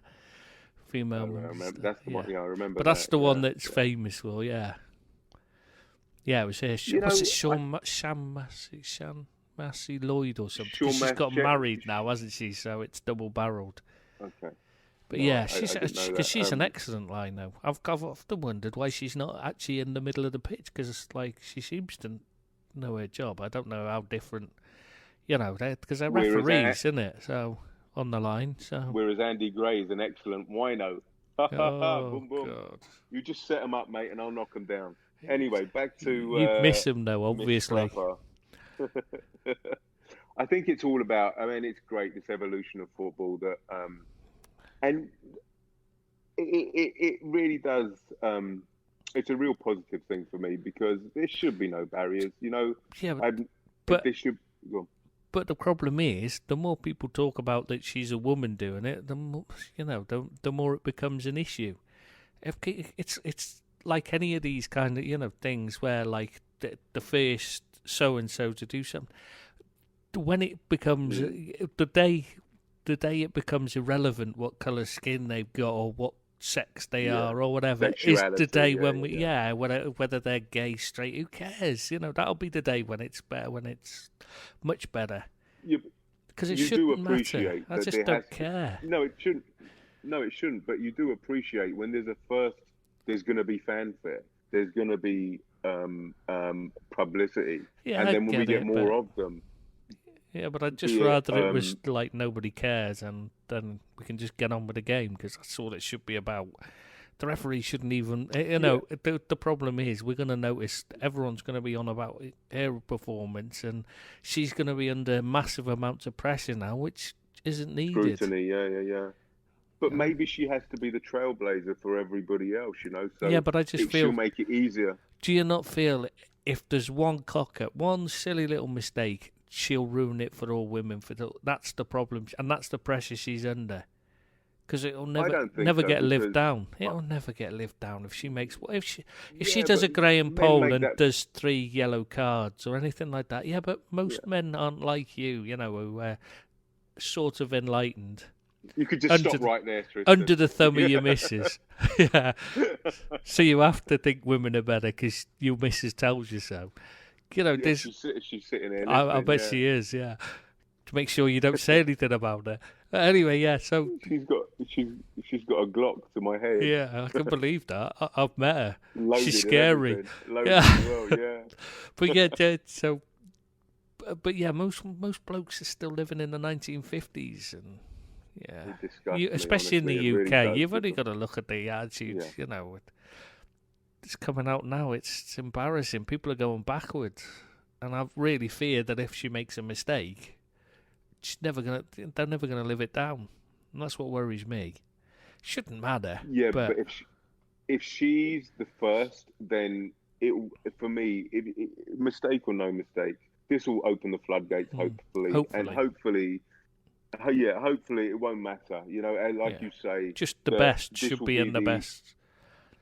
Absolutely, this will be the catalyst for black managers in prominent positions. This will be the catalyst for. If they're the best in the role, I don't care. Yeah, I don't care what colour skin they are. If Klopp, if Klopp came out and said he was actually transsexual and he was sleeping with the 3 blokes as well as his wife, I really don't care. It just doesn't matter, and it's the same with her. I really don't care who she sleeps with, what colour her skin is. So all I want to know is she any good at the job? If she is, great. That's it. That's all that should matter. I agree, but you've got to understand that there's got to be they've got to have this. Just remember commotion. Just remember who I'm going to be watching discussing their game on the TV here. Andy Gray and Richard Keys. So I know that it's going to be. That is a delicious Irish. Oh my God!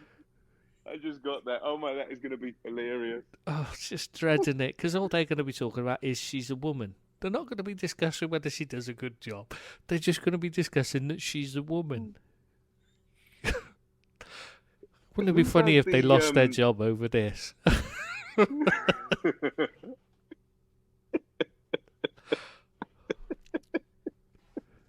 In the Middle East, that's going some. Yeah. Well, in Qatar, yeah. It'd be different here. Yeah. But, because they're a bit more careful here in Dubai. Because, they've even made it rule so half the cabinet has to be female. At least half. Could be more females than men, but there can't be more men than women in the government cabinet. What, in Dubai or Qatar? Yeah, Dubai. What I was saying, so you can understand it here, but in Qatar, you'd have to go some to get sacked for I'm sure they'll try. Yeah, if anyone could do it, they can. I have faith in them. I have faith in their ability to be more bigoted than even bigots could stand. If they went to a Ku Klux Klan rally, I think they'd be thrown out for being a bit too far, going a bit too far right wing. Oh, misogynist. That's the word I was looking for. I'm looking forward to Pulisic playing. Actually, he had a little cameo against United, and he was very lively. He's a quality player. I've said that I've been, champion. I wanted us to buy him, that. So I think he's going to be a really class player in time. In a few years' time, people will be saying, who the hell was Hazard? Because I think he'll be better than him. You rate him that highly? Well, it's not just that. It's more that Hazard had so many times when he just didn't bother. When he's on form, he's a wonderful player. But there'll be half a season where he just didn't bother turning up. With Pulisic, he's a grounded kid. He's from Hershey, Pennsylvania. Yeah, I've no idea what that is. Yeah, I've no idea what that is. You're talking to the wrong person. It's somewhere in the States. That's all I know. They don't play proper football, so who cares? It's irrelevant, really, isn't it? You'd be surprised how addictive American football is. But no, anyway, it isn't. I've watched it. It's awful. It was all right when it was. You remember when we were growing up? It started on Channel 4. And I thought it was great until I understood the rules. Then I realised it's shit and it's... Oh, sorry, I've sworn again. Damn it. All this... Oh, well. Nobody's going to be listening because you sang earlier, so it doesn't matter. But anyway, it was once you understood what was going on, and you didn't spend all the 500,000 breaks in between play while there's, while everyone's gone to stuff their face with hot dogs. Well, during them, you actually understood what had happened, so you didn't have to spend 20 minutes figuring out what the hell just went on. Then you realise this is actually dead boring. I mean, come on, just do something. Oh, God, they've got to come off and them come on. Oh, God's sake, it's so slow. Just get on and play it. Mate, I watched the last 3 Super Bowls. They were amazing. So, no, sorry, but it's just not. It's too not for you, stop, start. Just get on with it. The one I like, the one I can't handle is baseball. Well, I just don't understand that game at all. And I don't know how they pin it. So people say it's like cricket. It's nowhere nothing like cricket. Cricket is beautiful. No, it's very like cricket. It's boring, slow. How? But it doesn't take as many days to play, so you've got a point there. Oh, I love cricket. Yeah, but you're just weird. Cricket World Cup, I'm assuming. No. And I've got asked every single day about that, as you can imagine here. Yeah. Right. Where were we? Yes. So next game, the game after the Chelsea midweek game is Southampton away. Mane, Lovren, Alana, and DVD all going back to St Mary's. Are you saying DVD or VVD? It's a play on words. I'm saying DVD. I thought you were, but I wasn't sure if you were just a bit thick or whether it was like you've got a cold or something. That as well, obviously. Yeah. Well, exactly. You have to check, don't you? Yeah. See, most other people will leave it because they think, oh, I've got 4 kids. They feel sorry for him, whereas I just think, oh, what a prick. Well, come on, just get it right. Just call me out. Yeah. I'm a pedant. I can't help it. I have to know for sure. Yeah. I mean, me trying to cope with the post that we used to have, it doesn't happen these days, but because obviously time's moved on and people have got full keyboards on their phone. But when, years passed, when the internet first hit phones and smartphones started becoming mainstream and everybody would be on the sites using they'd be using TextSpeak. I wouldn't answer that. I wouldn't answer it on a phone. I mean, my daughter used to get very annoyed when she first got her mobile phone because I wouldn't answer her text because she would use TextSpeak, and I would literally just not even look. I'd just not even look at it. When people text me in TextSpeak, not interested. Don't read it. I'm not even going to try and translate it. But we used to get so many on the site, and it's just like, oh, I'm not having that. I'm LOLing now. Oh, her best mate, my daughter's best mate, she used to literally say, she wouldn't laugh, she'd just say lol. Yeah. And I'd be like, but you're not laughing out loud. I can see you, I'm right next to you. You're saying lol, that's not laughing. And she didn't get it. She would just say lol. I don't get it. I don't No, that's not. You're not laughing, are you? So why do you say it? You are such an old man. I know. I know. Let's talk about Southampton, Liverpool. Sorry, yeah. What are we talking about? Oh yeah, them all going back. Yeah. Them all going back. Tough nut to crack. Well, they've had a poor start, so they'll be fired up. Plus, the crowd will be up 3-0 to Burnley, for obvious reasons. Yeah, of course. Yeah, they've got 4 ex-players coming back, so the vitriol will be eminent and all over the place. And Southampton, for good, understandably, they don't like Liverpool because we keep stealing their players. So the fans would have been up for it, even if none of them had coming back. So to be fair, we did them a favour with Klein and Lallana. Yes, I'm not sure Lallana would see it as a favour because they loved him. He was their star man. I see it as a favour. Yeah, they've got. Did you see the Burnley Southampton game? Bits of it. I saw bits of it, and they struggled a bit. But it's early days. It's early. You do get results that are freak at the start of the season, so.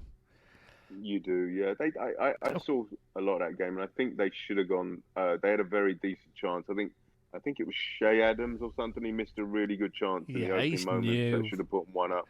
He's finding his feet in the Prem, and against Burnley, it's not a team you want to be finding your feet against, is it? Because they'll kick them out from under you as soon as you get stood up. Yeah. There's a guy Southampton have signed. I don't know if you've heard of Musa Giannoppo, or sorry about my pronunciation if it's wrong. He's meant to be a real boxer trick, so I'm looking forward to him playing, and I bet he'll play he'll be a blinder. They've got a new young defender on loan as well, haven't they? Django or something, isn't it? I can't remember. I mean, I do all these for the review of the day, but they all merge into one after a while, all the names. Is his last name Unchained? I did wonder that, but no, his last name's Django or something like that. Jano or something like that. Again, you've just killed it for me. I know, because you say your jokes are shit. Let's be honest. Oh, God, I've done it again. Really I've sworn funny, again. You just don't get them. No, they're just crap. See, that was so funny. Oh, it really wasn't. It was as bad as the film. I really hate Tarantino movies. Can't stand them. You didn't see the new one then, Once Upon a Time in Hollywood? Oh, I've got no interest in his movies. Terrible. It's meant to have great reviews. I'm going to watch it. All his films get great reviews, and they're all exactly the same. They're just copied off somebody else's films, and he just adds in lots of gratuitous violence and glorifies it. None of it's actually good. Yeah, well, I like, don't get me wrong, I don't mind violent films. In fact, I love violent films, right. But I don't want to see somebody copy somebody else's films. I watch the original, thanks. You know what I mean? You didn't enjoy Pulp Fiction? Oh, that is a terrible movie. I don't understand why anybody likes that. It was awful. I'm flabbergasted. I don't know what to say. It's one of the worst films of all time, in my opinion. Explain. Elaborate on that. You can't. Well, I watched it when it first came out. Like that. It's hardly controversial. What? I mean, it's only a few divvies that think it was great because they didn't understand it. That's a typical Tarantino thing. People think it's highbrow when it's thick. It's stupidity. It's just masquerading as intelligence.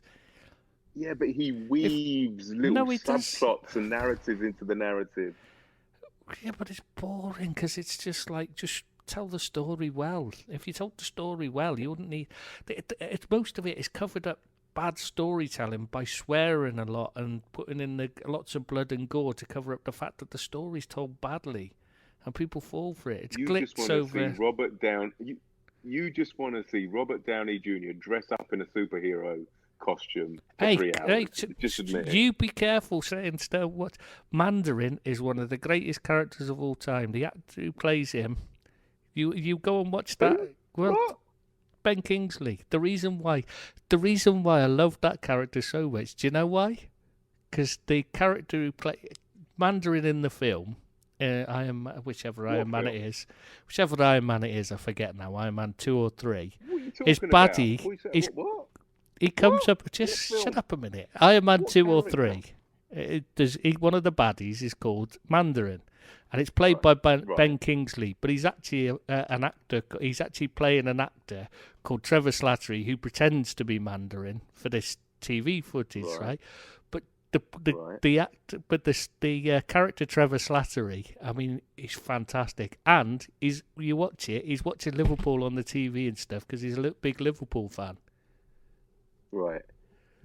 Well, and if you watch that, Here Comes the King or something, Marvel did a one-shot movie, they call them. They're just short films, and it's about Trevor Slattery in jail.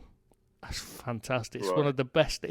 One of the best they've ever done. Beats most of the Avengers movies, and that just a short film of him in jail. Brilliant. They film it because it's done as like a documentary being filmed on him in jail, and he's a drunk and a junkie and that and he's like he can barely speak in that, and he's just hilarious. Going back to Ben Kingsley, did you ever watch a movie called Sexy Beast? No. With no, I am it, so I don't need to watch films about that kind of thing, do I? You know, you just look in the mirror. Yeah, exactly. I want to see a sexy beast. Just turn the mirror around. It must be a blessing and a curse being you, eh? It's a problem, being irresistible to women is just a curse. It really is. I mean, you can't get no peace when you go out. I'm assuming you're irresistible to all genders. Well, yeah. Can't argue. Right, mate. What were we talking about anyway? We were talking about Musa Genepo, I think. Oh, right, yeah. That nobody's heard of except you, yeah? And Django Unchained. Yeah, Django Unchained, that's the player. So they've got some good players there, to be fair, Southampton, and a good manager. They'll be all right in time, but hopefully we can get them while they're still rocking. Raw, yeah, exactly. Talking about these I wanted to ask you, there's these players that certainly I've never heard of. I mean, I'm sure other people might do, but these kind of obscure left field kind of European transfers, and they're happening a lot this last season before this season. 13 million euros, 17 million euros, 22 million euros. What's going on, Tristan? Are these players any good? I mean, what's it all about? Well, yeah, you do wonder about brown envelopes being passed out. Is there a bit of a backhander going on or something? Because it is odd. Because you see some of the other players that are moving for peanuts, and you're thinking they could command a decent fee, but they're moving for nothing. And then these players coming from nowhere getting big fees, and it's odd. I mean, you can understand João Felix. Fully understand why he's 100-odd million. Sensational player. He's going to be a superstar. Right. But when you're talking these 20, 30 million, well, they could have picked up someone for 500,000, $1 million, who does the same job. So I don't get these. Well, yeah, it does make you wonder who's getting backhanders and stuff for this. Is it being funneled into something? Because you got to remember, especially with the problems. You remember with. That's still going on. They still got the in Croatia. The with the Lovren and the Modric and all that. It's not just them. It's literally every player who left Croatia at one time had to pay the FA president X amount of their, and then send him back part of their wages. Jeez. Yeah, so you can imagine how much that was. Oh my God, yes. I want football to be lily white and pure, and we just want like me to play games exactly like you. I don't want it to be tarnished by, and I'm sure it happens everywhere. I'm just picking examples with the Spanish with the doping, and the Italians with the match fixing and doping. And doping, yeah. I mean, Spanish with the match fixing as well. Yeah, but I think it's probably so much. Yeah, it's common. It does happen. Is it because there's so much that people do this? They get greedy. You know what I mean? Yeah, money get corrupt. Let's be honest. Now, this new FIFA president, is he going to make any inroads? Infantino, he's Blatter times 10. He's worse. Oh, really? No, much worse. Well, he was his prodigy. He was his blue-eyed boy coming up. Was under Blatter's wing all the way through his career. And now Blatter's gone. He's just stepped in and he's taken it on another level. He's the one that, he was heavily involved in the decision for it to go to Qatar and Russia, the World Cups. Right. The Arab guy that was going for the same job, would he have made a difference, or was he much of the same? He claimed that was what he was going in for, but everyone knows he was exactly the same. That's why, wasn't it Ginola who stepped up and tried to run a campaign, but he refused to let him even run? I think it was Ginola. Wasn't it Ginola? Oh, David Ginola, yeah. I'm sure it was him. After his heart attack, I think it was. Yeah, and I mean... And he exposed them, yeah. Yeah, he wanted to step in and run, to clean up football, but of course they just blocked him from running. No, it never change until it actually gets overhauled at the top. Then there's going to be this, I'm assuming this breakaway league is happening to the short to mid-term. It'll happen eventually, won't it, sadly? And that'll be probably when I give up watching football, to be honest. Can't see the fun in it. I totally concur with you, mate. That will be it for me then. It will just be, that's your lot, and thanks for the memories. Because it's nice playing Barcelona because it's a rare thing. But if you're playing them every week, it's a bit... I mean, they should learn their lesson from Scottish football, the way it died when they started playing extra games. Scotland and, Celtic and Rangers are playing 6 times a season. No, it's hard to get excited when it happens so often. You see what I mean? What's it they say? Familiarity breeds contempt. And it's true. Yes, I think we should get off now, mate. So, just in the time. What was I going to say? I just feel blessed that we've enjoyed football for so many years in the concept it has been in, and like all the memories it's given us. For me, it will be finished when there's a breakaway league, because you're right, that will just be. There's no reason to watch football anymore. No, because you can't have banter with your mates about playing Barcelona, can you? Because how many people do you grow up with that support Barcelona? Your mate supports another local, anyway, well, yeah, that's true. Yeah, I had banter with people who didn't like me. You had banter with the computer and the chair, mate. That's what you do. Not when I was a kid. What are you talking about? You remembered. God, have you forgotten that we did our computers with ZX81 and a ZX80 and that? ZX Spectrum. Yeah. Do you know, the first computer I ever used, we borrowed, somebody had a ZX80 and they lent it to us one night. We spent all night programming my man because I'd only been about 6 or so at the time. So we spent all night typing in this program, and do you know what it did? Yeah. Put a line on the screen. What? That was it. We're like, hours just typing in all this just to get a line on the screen that moved. That was it. I was like, what was the point in it? Mate, I'll tell you this story. Right? I was about 8 years of age in school, and there was a computer class, right? Me and this other kid was in the computer class. He wouldn't let me do anything. He was just doing the programming himself. He was just typing it from a piece of paper. He was programming it. It was about 40 years ago, right? And sure, it's my longer computer ago than class that. was just, I was in my computer class. I was 8. I used to just watch him type into a computer, and that was it. Wow. That's all I did. Yeah, you didn't have a computer to yourself, did you, in school them days? No, it was one computer, and he had it. Yeah. I was going to swear then. I was going to call him a horrible name. But... And the only ones we used to have in our school were ones that were gifted from this company that had got rid of them. And they were like 20 years old. You know what I mean? It was so hard. You couldn't do anything with them because they were, I think Charles Babbage had invented them. They were that old. And you're going to have to think about who's the guy who invented the computer, mate. Oh, I thought that was Steve Jobs. No.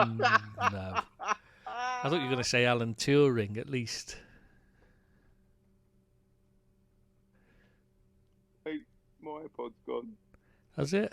Oh, good. That means I say what I like about you. Mate. That way I can say what I like about you. Mate, I think my earpods are gone. We've been talking for so long. Thank God for that. That means I can go. And I don't have to hear you anymore. What time is it where you're at now? Nearly 3 a.m. So we've been doing this nearly 2 hours, this. Fair play, mate. Yeah. All right, pal. I think it's all right for you. You get to listen to me, so it must fly by, whereas I have to listen to you. So it's like, oh God, this is so long. Highlight of my week, listening to your dulcet tones. I know you keep bloody phoning me as well because you can't figure out how to switch on an iPad. Yeah, but I just turn women on. So no, you really don't. You couldn't even. And what was it this time? You couldn't figure out what was wrong with it. I said to you, "Are you actually online? Is your internet working?" Yes, it's definitely online. Well, you're not showing us online. Are you sure that? Because obviously, you being posh, you've got a maid because you're a posh boy, Southerner. Typical Southerner. Anyway, your maid has knocked the wire out. I did say to you, "You're sure she hasn't just knocked the wire out when she's doing the hoovering?" And you were like, no, she wouldn't do that. But she had. I'm gonna have to have a stiff talking to her. Yeah. I bet she's like 95 and. She's actually not. She's 20 something. I'm surprised your missus let you have a maid that's young. I'm a very trustworthy man. That's why. Yeah. Right. Oh, I am. What you mean is you're too old to get it up now, so she's safe. That's quite good for you. It's just the truth, mate. Just the truth. Yeah. I have eyes for my wife and Liverpool Football Club. That's the two things in my life. Why do you have eyes for your wife? Forget that. Liverpool's the only thing that matters. Let's be honest. Exactly, mate. She gives me so much grief. Honestly, she's used to it now, but do you realise how much time Liverpool takes up of our lives? Oh, no. My mate said that my other mates miss. The Syed that I did the other podcast with when he's coming back. Shadow, yeah. When he comes back from Egypt, we'll do them again as well. But his missus, oh God, she gives us so much grief. Because she gives us so much grief. He recorded it one night because I wouldn't believe that she was. Are you texting your girlfriend again? That's all she says to her. She thinks he spends so much time messaging. Well, she thinks he spends so much time messaging. And all it is football. All the time. It's always all about, but she assumes that he's on, he's got a beard on the side, like. No, it's because you've got big breasts. Wow, yeah, wow. You're just jealous because my moobs are better than yours. Mate, I aspire to your moves. But yeah, you're not far really off. Does take. No, I'm not. I really am not. Really are. You're wrong. You're not right, mate. You're not wrong, sorry.